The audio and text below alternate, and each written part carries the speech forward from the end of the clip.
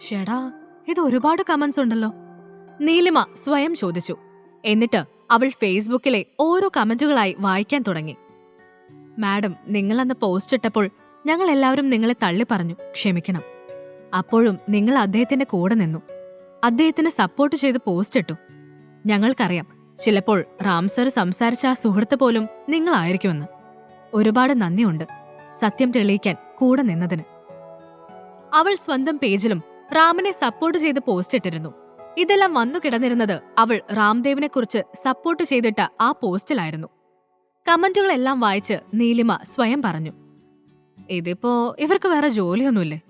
എന്തെങ്കിലും ആരോപണം ആർക്കെങ്കിലും എതിരെ വന്നാ അപ്പൊ തന്നെ കയറി അത് സത്യമാണെന്ന് അറിയാതെ പ്രതികരിക്കും. എന്നിട്ട് സത്യമല്ല എന്ന് തെളിഞ്ഞാൽ ഇതുപോലെ വന്ന് ക്ഷമ ചോദിക്കും. ഈ ജനങ്ങളുടെ ഓരോ കാര്യം. നീലിമ സ്വയം പറഞ്ഞു. അധികം ഫേമസ് അല്ലാത്ത തന്റെ പ്രൊഫൈലിൽ പോലും ഇത്രയധികം കമന്റുകൾ വന്നിട്ടുണ്ടെങ്കിൽ സൂര്യയുടെ പ്രൊഫൈലിൽ അതിലും കൂടുതൽ കമന്റുകൾ വന്നു കാണുമെന്ന് നീലിമയ്ക്ക് തോന്നി. അവൾ ഉടനെ സൂര്യയുടെ പ്രൊഫൈൽ ഓപ്പൺ ചെയ്തു. നീലിമ പ്രതീക്ഷിച്ചിരുന്നത് പോലെ തന്നെ സൂര്യയുടെ പ്രൊഫൈലിലും ഒരുപാട് കമന്റുകൾ വന്ന് നിറഞ്ഞിരുന്നു. അതിലധികവും റാംദേവിനെ സപ്പോർട്ട് ചെയ്തുകൊണ്ടുള്ള കമന്റുകൾ തന്നെയായിരുന്നു. സൂര്യ സർ, നിങ്ങൾ റാംദേവിനെ സപ്പോർട്ട് ചെയ്തപ്പോൾ ഞങ്ങളെല്ലാവരും നിങ്ങളോട് മോശമായി സംസാരിച്ചു, ക്ഷമിക്കണം കേട്ടോ. അല്ലെങ്കിലും സൂര്യ സാർ എന്തിനെങ്കിലും സപ്പോർട്ട് ചെയ്യുന്നുണ്ടെങ്കിൽ അതിൽ എന്തെങ്കിലും കാര്യമുണ്ടാവുമെന്ന് ഞങ്ങൾക്ക് അറിയാമായിരുന്നു. എന്നാലും കൂട്ടത്തിൽ ഒരാൾക്കൊരു പ്രശ്നം വന്നപ്പോൾ നിങ്ങളൊന്നും അവരെ കൈവിട്ടില്ലല്ലോ. റാം സാറിന്റെ ലൈവ് കണ്ടപ്പോൾ ഒരുപാട് സന്തോഷമായി. ഇങ്ങനെ തുടങ്ങി ഒരുപാട് കമന്റുകൾ അവന്റെ പ്രൊഫൈലിലുമുണ്ടായിരുന്നു. ഇതെല്ലാം കണ്ട് നീലിമ ചിരിച്ചുകൊണ്ടിരുന്നു. അവളുടെ ചിരി ശ്രദ്ധിച്ച് സിദ്ധാർത്ഥ ചോദിച്ചു, എന്താ ഇപ്പൊ ഇത്ര ചിരിക്കാൻ? അതെന്താ, എനിക്ക് ചിരിച്ചുകൂടെ? നീലിമ തിരികെ ചോദിച്ചു. അയ്യോ, ഞാൻ അങ്ങനെ ഉദ്ദേശിച്ചില്ല, നീ ചിരിച്ചോ. ചിരിക്കാൻ ഞങ്ങൾക്ക് കൂടി എന്തെങ്കിലും ഉണ്ടോ എന്നറിയാൻ ചോദിച്ചതാ. നിന്റെ ചിരി കാണാൻ അല്ലെങ്കിൽ നല്ല ഭംഗിയുണ്ട്. സിദ്ധാർത്ഥ് പറഞ്ഞത് കേട്ട് നീലിമയുടെ മുഖം നാണത്തിൽ വിടർന്നു. നീലിമ ഫോണിൽ ശ്രദ്ധിക്കുന്നത് പോലെ അവന്റെ നേരെ നിന്നും നോട്ടം മാറ്റി. ഇടയ്ക്കിടെ നീലിമ സിദ്ധാർത്ഥിനെയും അശ്വിനെയും നോക്കുന്നുണ്ടായിരുന്നു. അവർ രണ്ടുപേരും ഒരുപോലെ പെരുമാറുകയും ഒരു ആറ്റിറ്റ്യൂഡിൽ ഇരിക്കുകയും ചെയ്യുന്നത് കണ്ടപ്പോൾ എന്തുകൊണ്ടോ നീലിമയുടെ മനസ്സിൽ ഒരുപാട് സന്തോഷം തോന്നി. സിദ്ധാർത്ഥിനെ പോലെ ഒരാളാണ് അശ്വിന്റെ അച്ഛനെങ്കിലെന്ന് നീലിമ ആലോചിച്ചു. അപ്പോൾ അവൾക്ക് 5 വർഷങ്ങൾക്ക് മുൻപുള്ള രാത്രി പിന്നെയും ഓർമ്മ വന്നു. ഇനി സിദ്ധാർത്ഥ തന്നെയാണോ അശ്വിന്റെ യഥാർത്ഥ അച്ഛനെന്ന് നീലിമ മനസ്സിൽ ആലോചിച്ചു. പെട്ടെന്ന് അവൾ ആ ചിന്ത സ്വയം വിലക്കി. ഇല്ല, ഒരിക്കലും അത് സിദ്ധാർത്ഥ ആയിരിക്കില്ല എന്ന് മനസ്സിൽ പറയുകയും ചെയ്തു. അപ്പോഴെല്ലാം അശ്വിനും സിദ്ധാർത്ഥും യഥാർത്ഥ അച്ഛനും മകനും എന്ന പോലെ ഗെയിം കളിക്കുകയും തമ്മിൽ വഴക്കിടുകയും ഒക്കെ ചെയ്യുന്നുണ്ടായിരുന്നു.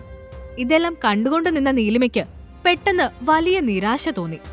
എത്രയൊക്കെ പറഞ്ഞാലും താൻ അയാളുടെ യഥാർത്ഥ ഭാര്യയല്ലല്ലോ.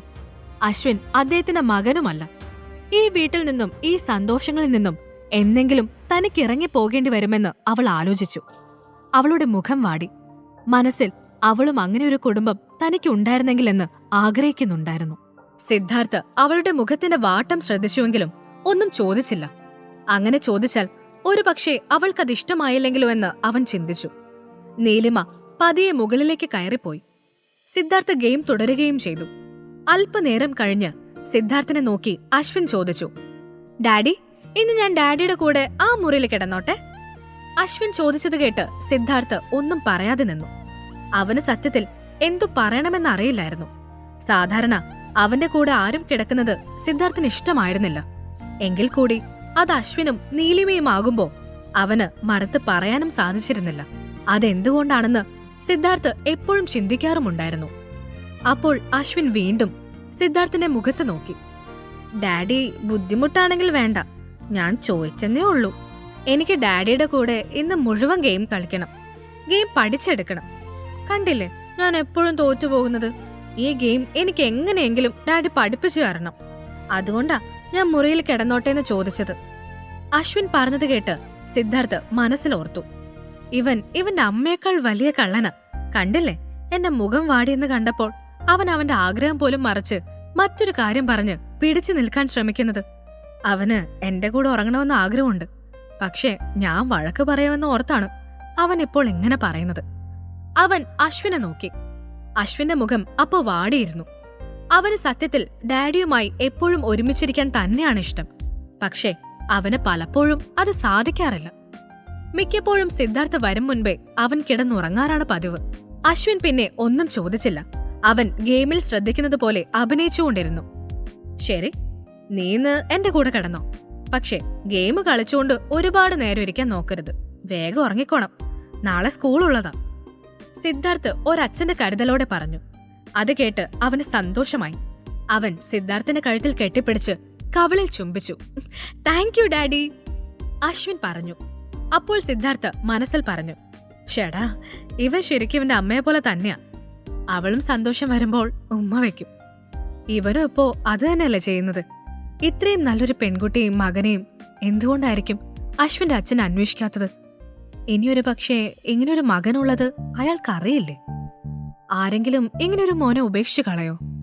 നീലിമയോട് ഇതെല്ലാം എന്തെങ്കിലും ചോദിക്കണം, സിദ്ധാർത്ഥ് മനസ്സിലോർത്തു. അശ്വിൻ അപ്പോൾ വലിയ ഉത്സാഹത്തോടെ തന്റെ ഗെയിം എല്ലാം മാറ്റിവെച്ച് സിദ്ധാർത്ഥിന്റെ മടിയിലേക്ക് കയറിയിരുന്നു. ഡാഡി, എന്നാ നമുക്ക് കിടന്നാലോ? അശ്വിൻ ചോദിച്ചു. ശരി, നീ നടക്ക്, ഞാൻ പിറകെ വന്നോളാം, സിദ്ധാർത്ഥ് പറഞ്ഞു. അപ്പോൾ അശ്വിൻ അവന്റെ ഡ്രോയിങ് കിറ്റും എല്ലാം എടുത്തു വെച്ച ശേഷം മുകളിലേക്ക് പടി കയറിപ്പോയി. പിന്നാലെ സിദ്ധാർത്ഥ് ചെന്നു. അശ്വിൻ മുറിയിൽ കയറി ബെഡിലേക്കിരുന്നു. അപ്പോൾ സിദ്ധാർത്ഥ് ചോദിച്ചു, അല്ല, നിനക്ക് ബ്ലാങ്കറ്റ് ഒന്നും വേണ്ടേ? എന്റെ കയ്യിൽ ഒരു ബ്ലാങ്കറ്റേ ഉള്ളൂ. എന്റെ ബ്ലാങ്കറ്റ് അമ്മയുടെ റൂമിലാണ്, അശ്വിൻ പറഞ്ഞു. എന്നാ നീ കിടന്നോ, ഞാൻ പോയി അതെടുത്തോണ്ട് വരാം, സിദ്ധാർത്ഥ് പറഞ്ഞു. അപ്പോൾ അശ്വിൻ അവനെ നോക്കി തലയാട്ടി. സിദ്ധാർത്ഥ് നീലിമയുടെ മുറിയിലേക്ക് കയറി ചെന്നു. സിദ്ധാർത്ഥ് മുറിയിൽ നിന്ന് ഉടനെ പോയിരുന്നെങ്കിലെന്ന ചിന്തയായിരുന്നു അപ്പോഴെല്ലാം അവൾക്ക്. അത് മനസ്സിലാക്കിയ സിദ്ധാർത്ഥ് ഉടനെ പറഞ്ഞു, നീ ഇങ്ങനെ വെപ്രാളപ്പെടുവൊന്നും വേണ്ട. ഞാൻ വേണമെങ്കിൽ ഡ്രസ്സ് എടുത്ത് കയ്യിലേക്ക് തരാം, വേണോ? അത് കേട്ട് നീലിമ കൂടുതൽ വെപ്രാളത്തോടെ അവനെ നോക്കി. അയ്യോ വേണ്ട, താനൊന്ന് പോയാ മതി. സത്യത്തിൽ സിദ്ധാർത്ഥ് ഉടനെ മുറിയിൽ നിന്നും പോകണമെന്ന് തന്നെയായിരുന്നു കരുതിയിരുന്നത്. പക്ഷേ നീലിമ അങ്ങനെ പറഞ്ഞപ്പോൾ അവന് പോകാൻ തോന്നിയില്ല. അവളെ ഒന്ന് വട്ടം കറക്കിയിട്ട് തന്നെ കാര്യമെന്ന് അവൻ ചിന്തിച്ചു. അവൻ അവളെ നോക്കിക്കൊണ്ട് പതിയെ പിന്നിലേക്ക് നടന്നു. അവന്റെ നടത്തം കണ്ട് നീലിമ അവൻ മുറിയിൽ നിന്നും പുറത്തേക്ക് പോവുകയാണെന്ന് കരുതി ആശ്വസിച്ചു. എന്നാൽ സിദ്ധാർത്ഥ നടന്നു ചെന്ന് മുറിയുടെ വാതിൽ അകത്തു നിന്ന് കൊളുത്തിട്ട് നീലിമയെ തിരിഞ്ഞു നോക്കി. അവന്റെ ആ പ്രവൃത്തി കണ്ട് നീലിമ പെട്ടെന്ന് അമ്പരന്ന് അവനെ നോക്കി. അല്ല, എന്തേ കാണിക്കുന്നത്? നീലിമ ചോദിച്ചു. എന്ത്? ഞാൻ അതിനൊന്നും കാണിച്ചില്ലല്ലോ, സിദ്ധാർത്ഥ ചിരിയോടെ ചോദിച്ചു. താനൊന്ന് പുറത്തു പോകുന്നുണ്ടോ? നീലിമ ദേഷ്യത്തോടെ സിദ്ധാർത്ഥനെ നോക്കി പറഞ്ഞു. ഞാനെന്തിനാ പുറത്തു പോകുന്നത്? ഇതെന്റെ വീടല്ലേ, ഞാനിപ്പോ പോകുന്നില്ല, സിദ്ധാർത്ഥ മുറിയിലെ സോഫയിൽ വന്നിരുന്നുകൊണ്ട് പറഞ്ഞു. അത് കേട്ട് നീലിമ ആകെ വല്ലാതെയായി. അവൻ മുറിയിൽ നിന്നും പോയില്ലെങ്കിൽ താൻ എങ്ങനെയാണ് എഴുന്നേറ്റ് നിൽക്കുകയെന്നായിരുന്നു അവളുടെ സംശയം. കാരണം വസ്ത്രമെടുത്ത് ധരിക്കണമെങ്കിൽ പോലും എഴുന്നേറ്റ് നിൽക്കണം. നീലിമയുടെ വെപ്രാളവും പരവേശവും കണ്ട് സിദ്ധാർത്ഥന് അവളോട് പാവം തോന്നി. താൻ പേടിക്കണ്ട, ഞാൻ വന്നത് അശ്വിന്റെ പുതപ്പും ഡ്രസ്സും എടുക്കാൻ വേണ്ടിയാണ്. അവൻ ഇന്ന് എന്റെ കൂടെയാണ് കിടക്കുന്നത്, അവൻ പറഞ്ഞു. വെപ്രാളത്തിലായിരുന്ന നീലിമ അതൊന്നും കേട്ടില്ല. അശ്വിന്റെ ഡ്രസ്സെല്ലാം അലമാരിയിലുണ്ട്, അതിൽ നിന്ന് ഏതാണെന്ന് വെച്ചാൽ എടുത്തോളൂ, നീലിമ പറഞ്ഞു.